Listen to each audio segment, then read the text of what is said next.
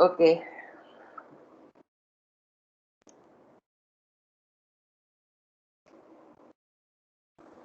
तो हम कल जैसे देख रहे थे कि शिला प्रभुपाद ने हमें ये बताया कि एक्चुअली में हमारी कोई योग्यता नहीं थी। ये सिर्फ उनकी कृपा ही है कि हम आज भी 16 माला कर पा रहे हैं, 4 नियम कर पा रहे हैं, और भक्ति की जो सर्वोत्तम फिलॉसफी है वो हमें पता है। This is all because of mercy of Srila Prabhupada and our acharyas.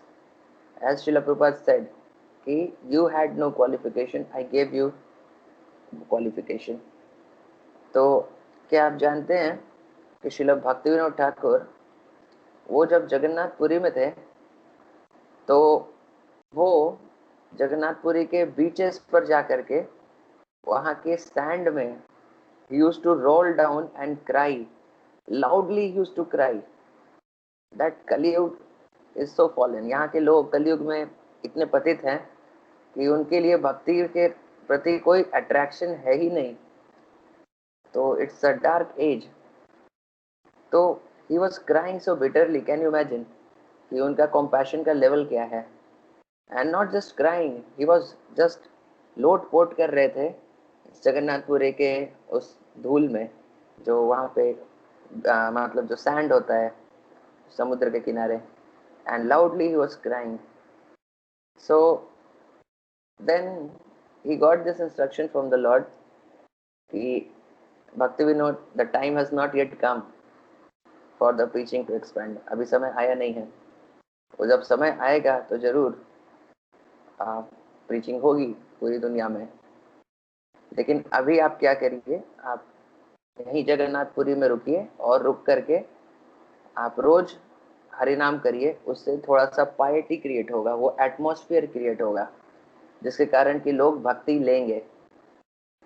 तो भक्ति विनोद ठाकुर, वहीं पे भक्ति विनोद आसन है जहाँ पे हमारा जगन्नाथपुरी का इस्कॉन टेम्पल है, वहीं पे भक्ति विनोद आसन है जहाँ पर भक्ति विनोद ठाकुर कई सालों तक वहाँ पर रहे और रह करके रोज 192 राउंड्स इस तरह से किया करते थे। किसके लिए?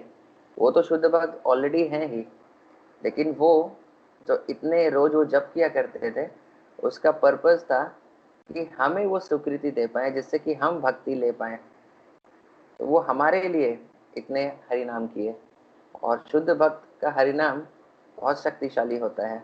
तो आज हम अगर 16 माला कर पा रहे हैं और 4 नियमों का पालन कर पा रहे हैं तो हमें पता होना चाहिए वास्तव में हमारी कोई योग्यता नहीं थी। ये श्रील प्रभुपाद और भक्ति विनोद ठाकुर जैसे आचार्यों ने हमारे लिए प्रार्थना की है, इस कारण से हम आज भक्ति कर पा रहे हैं।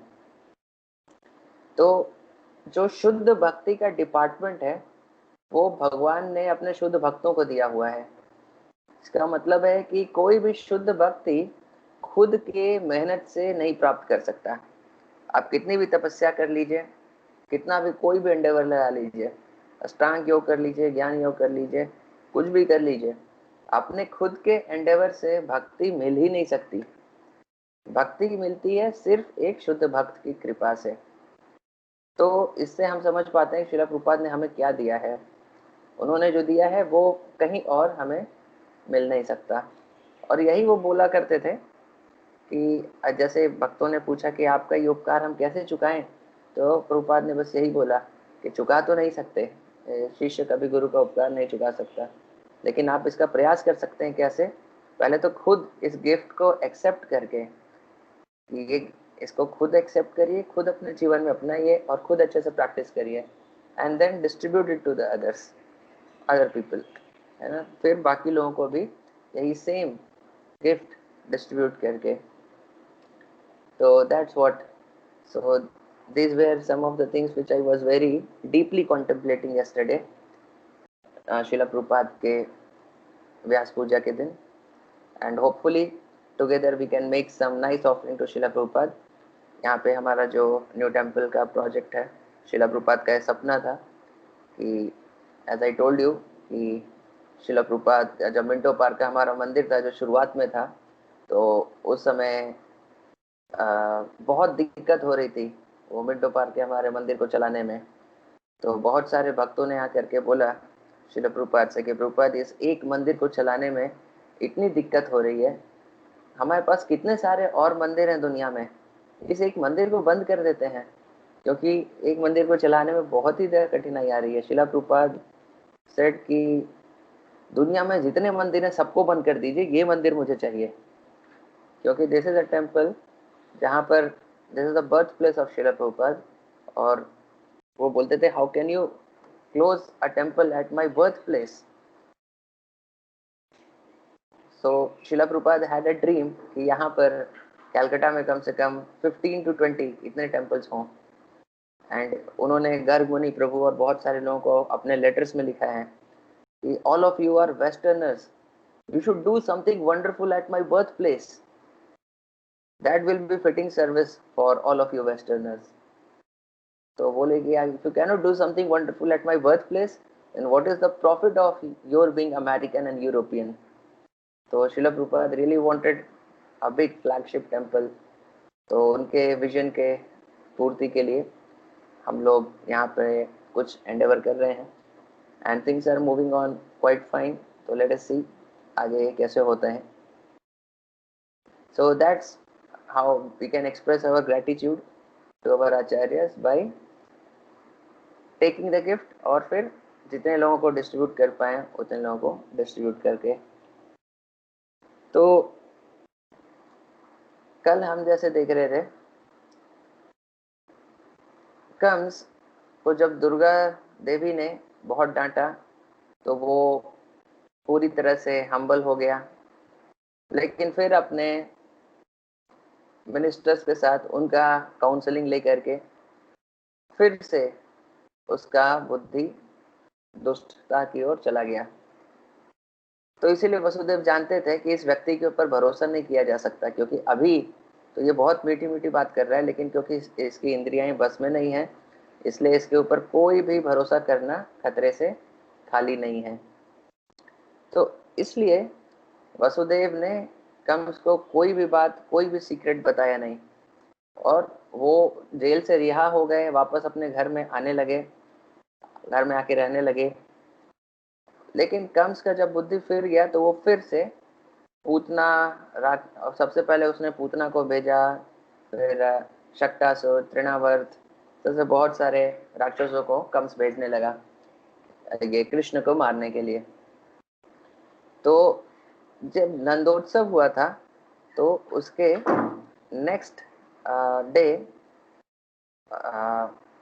नंद महाराज वो वृंदावन से निकले मथुरा की तरफ टैक्स पे करने के लिए कंस को, क्योंकि उनको भी डर था कि कंस सारे बालकों को मार रहा है, उसे डर है। तो वो जानते नहीं थे कि ये कृष्ण ही वो बालक है जो कंस का काल है, लेकिन वो फिर भी वो चाहते थे कि कृष्ण जो भी है, मतलब मैं इसकी सुरक्षा चाहता हूँ, तो इसलिए एडवांस में जा करके सारा टैक्स पे करके आ जाना चाहते थे कंस को, ताकि कोई और तरह की मुसीबत नहीं आए। तो इसलिए नंद महाराज फिर अगले दिन निकल गए मथुरा की ओर, पूरे बहुत सारे गोप लोगों के साथ, पूरे वो लोग बुलक कार्ट्स पे बहुत सारे ऑब्जेक्ट्स रख करके महाराज के कंस को गिफ्ट देने के लिए वो लोग निकल पड़े वहां पर। तो वो लोग जब मथुरा पहुंचे, सारा उन्होंने ऑफिशियल जो भी काम वाम था सब निपटा लिया, सारा टैक्स वैक्स पे कर दिया। तो वसुदेव उस समय अपने महल में थे। तो वसुदेव को जब पता चला कि नंद महाराज आए हैं और यहाँ पे कंस को टैक्स पे करके करने के लिए, और उन्होंने अभी कर लिया है, तो वसुदेव सोचे कि मुझे एक बार मिलना चाहिए नंद महाराज से। तो नंद महाराज के प्लेस पे जहाँ पे वो रह रहे थे नंद महाराज, वहाँ पे मथुरा में, वहाँ पे वसुदेव पहुंचे। तो नंद महाराज थोड़ा वसुदेव से उम्र में बड़े थे, और दोनों का एक तरह से भाई के जैसा रिश्ता था, बड़े भाई छोटे भाई जैसा। तो एक वैश्य थे, एक क्षत्रिय थे, लेकिन फिर भी अगर उनका फैमिली लीनियज देखेंगे तो एक ऊपर जनरेशन में दोनों के पेरेंटेज सेम है, तो वो लोग एक तरह से भाई थे। तो जब नंद महाराज ने देखा कि वसुदेव आए हैं, तो उनके हृदय से बहुत प्यार उमड़ पड़ा और वो वसुदेव को बुला करके उन्हें बहुत जोर से उन्होंने उनको गले से लगाया। और वसुदेव, क्योंकि वो नंद महाराज से छोटे थे, तो उन्होंने झुक करके नंद महाराज को प्रणाम किया। तो देखिए, ये हमारा वैदिक कल्चर था कि बड़े भाई छोटे भाई के बीच में भी इतना रेस्पेक्ट हुआ करता था और इतना प्रेम हुआ करता था कि बड़े भाई अपने छोटे भाई को गले से लगा रहा है और छोटा भाई भी अभी झुक करके प्रणाम कर रहे हैं। तो दोनों मतलब प्रैक्टिकली एक दूसरे को इतने दिनों के बाद देख करके बुरी तरह एकदम इमोशनल थे। तो उसके बाद फिर नंद महाराज ने वसुदेव को बैठाया और वो लोगों ने बातचीत करना शुरू किया। तो जस्ट देखिए, जैसे हमने बोला कि जो मथुरा और द्वारका, इन जगहों के जो भक्त हैं, वो थोड़ा सा डिप्लोमेसी, पॉलिटिक्स, ये सारी चीज़ में एक्सपर्ट होते हैं। कैसे बात बना के बोला जाए, डायरेक्टली बोला जाए, इनडायरेक्टली बोला जाए, ये सारी चीज़ उन्हें बहुत अच्छे से आती है। और यहाँ पे इसके दूसरा उदाहरण मिल रहा है कि वसुदेव कितना इंटेलिजेंटली नंद महाराज से बात कर रहे हैं।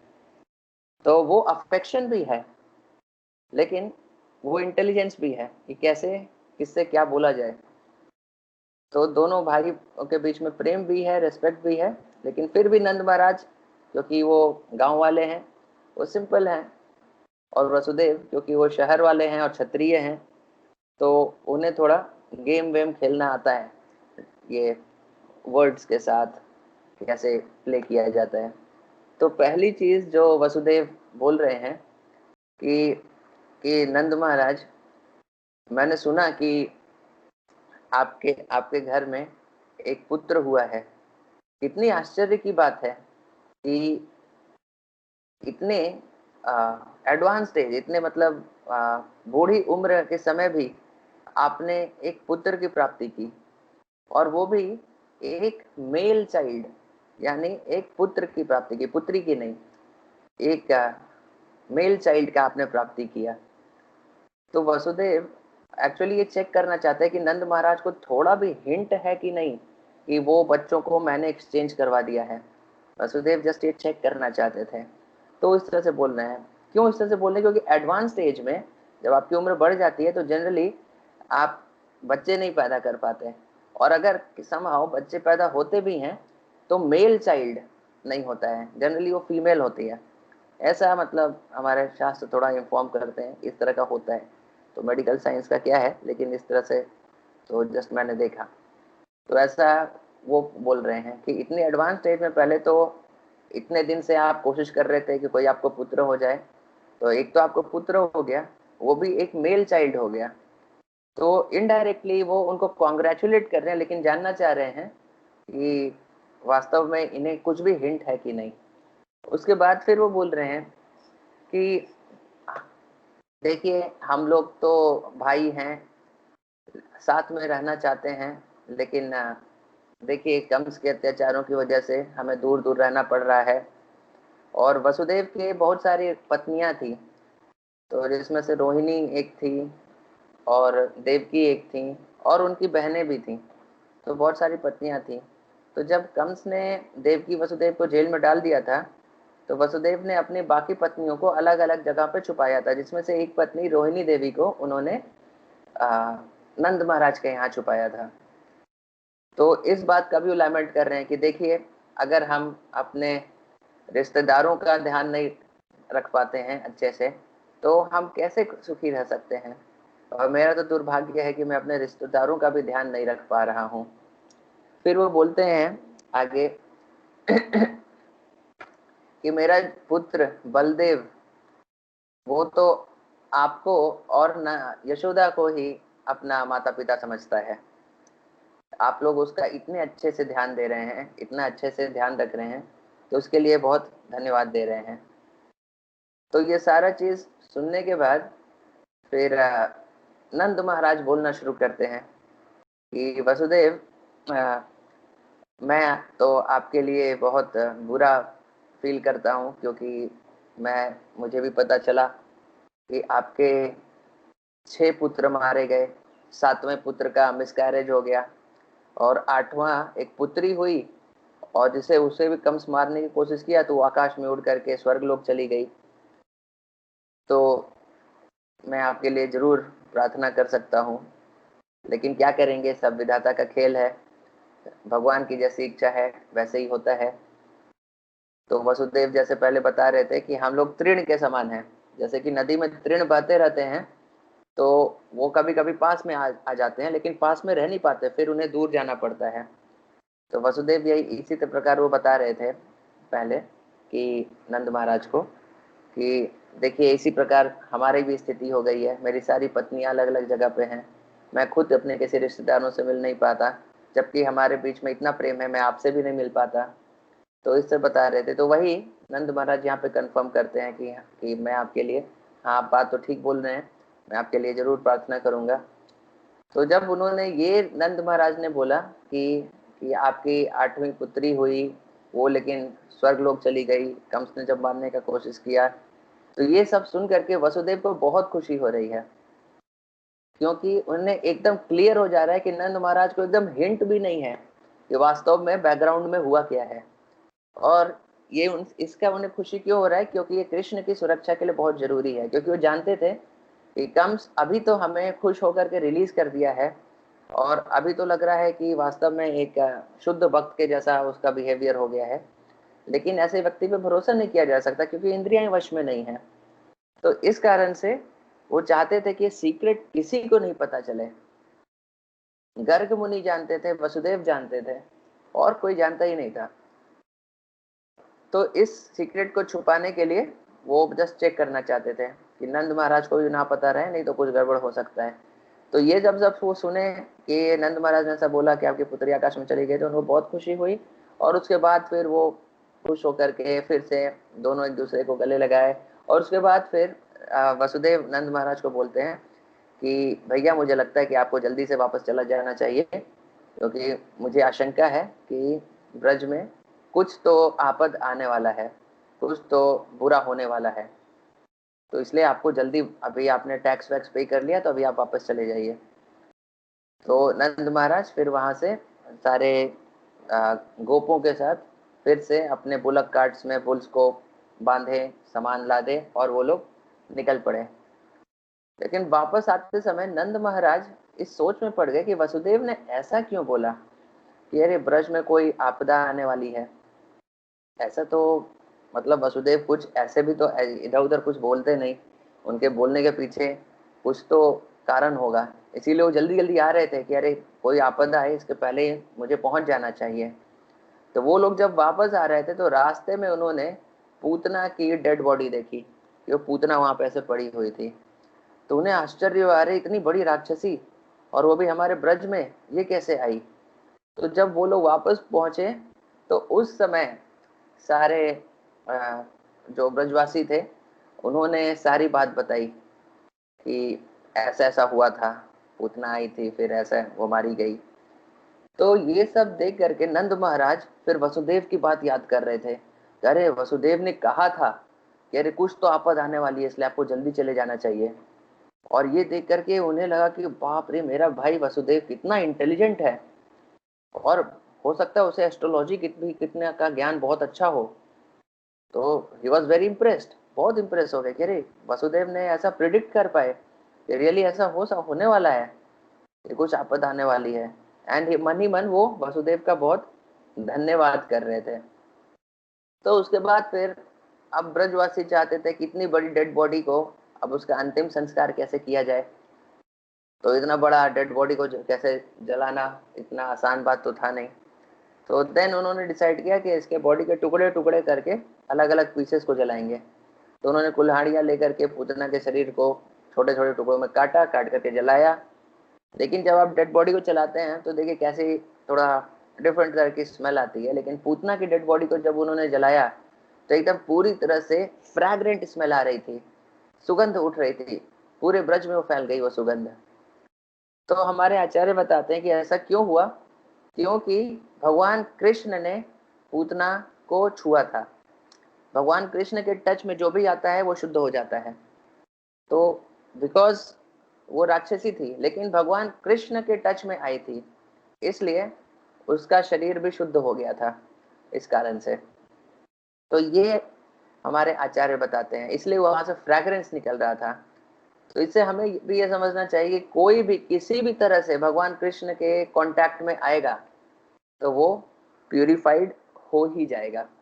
तो हमें भी सम और अदर अपने मन को भगवान पे लगाएंगे, इधर जप के थ्रू या शास्त्र पढ़ के या कुछ भी स्मरणम करके, कुछ भी करके अगर भगवान के टच में आता है हमारा मन बुद्धि तो वो शुद्ध हो ही जाएगा।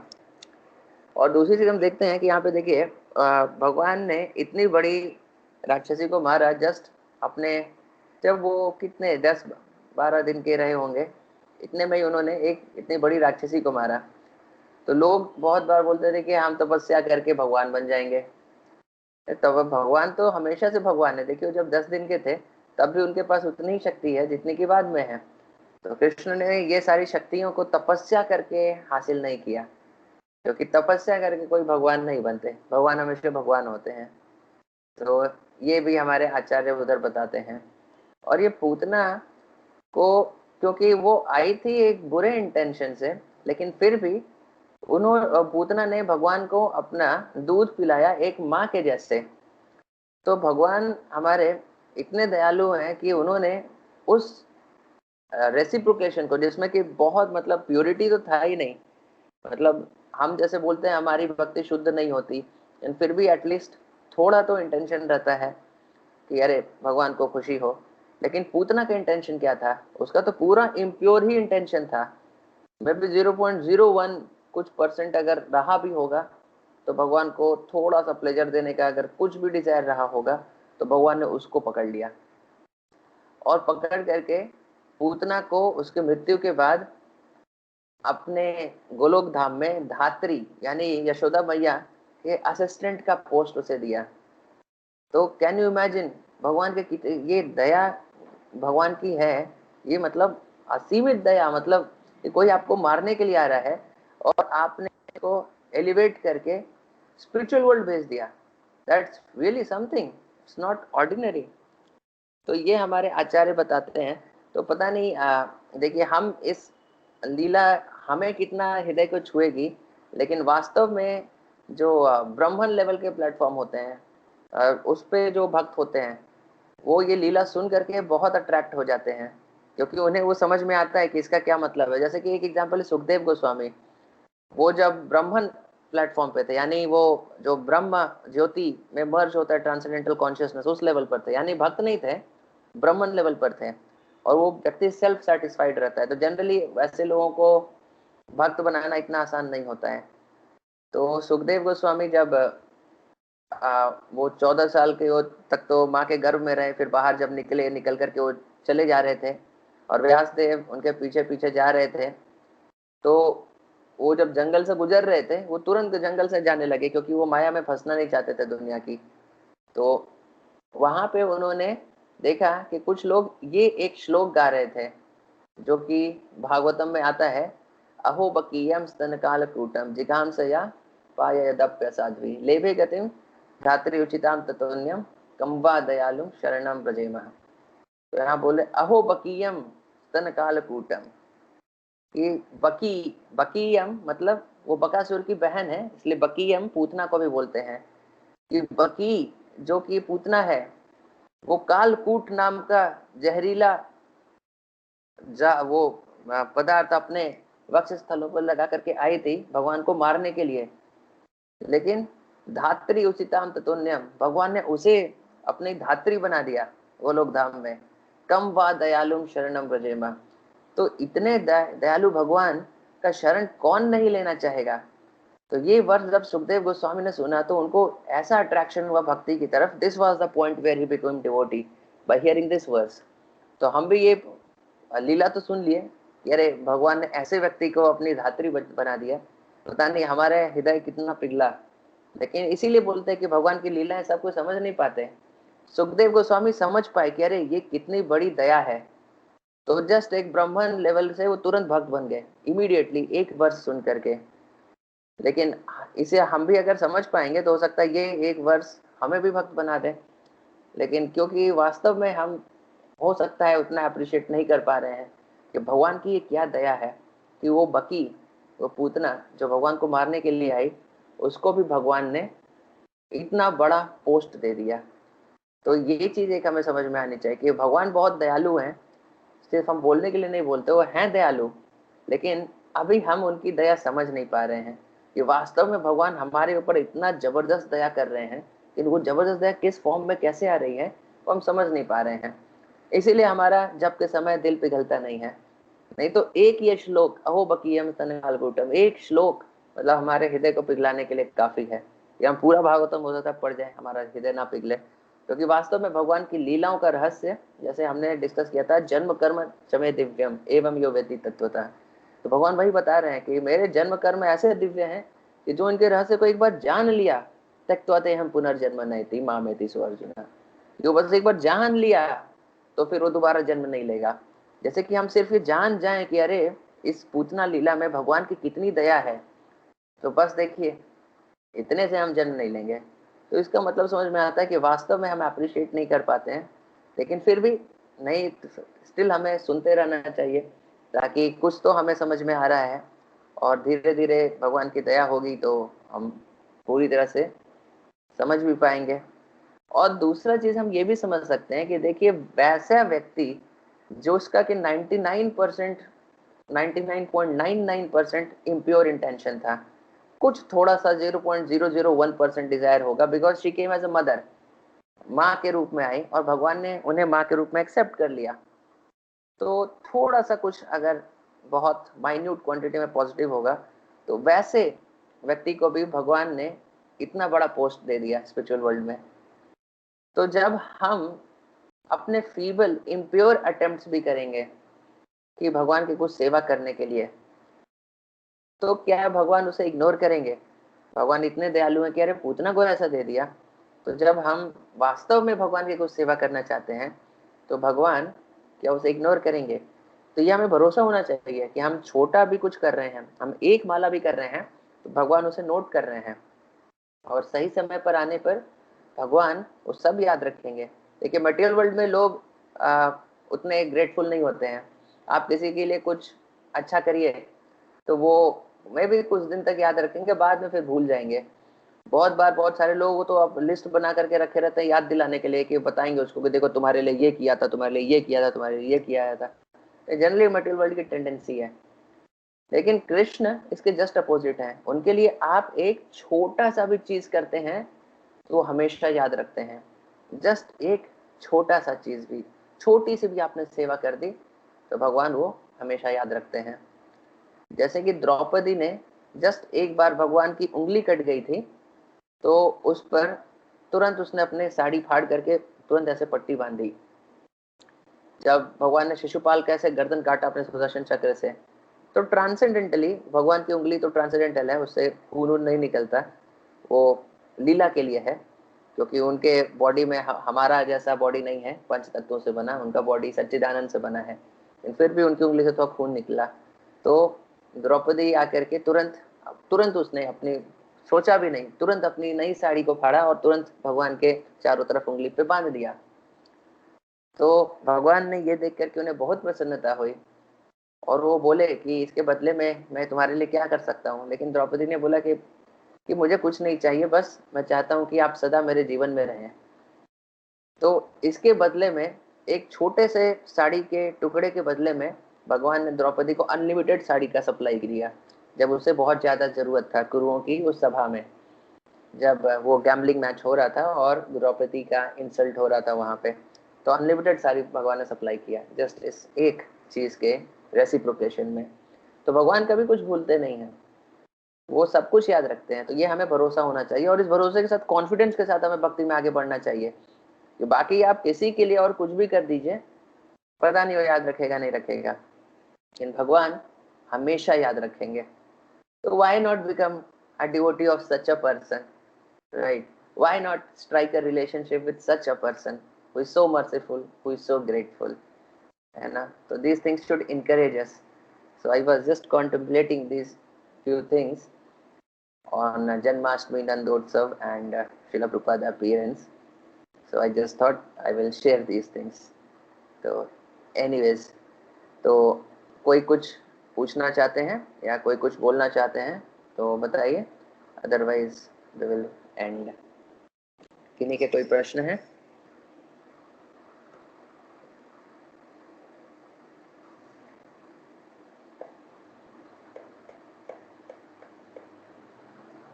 No questions? ठीक है, ओके, तो हम फिर एंड करते हैं। Thank you very much. Srila Prabhupada की जय।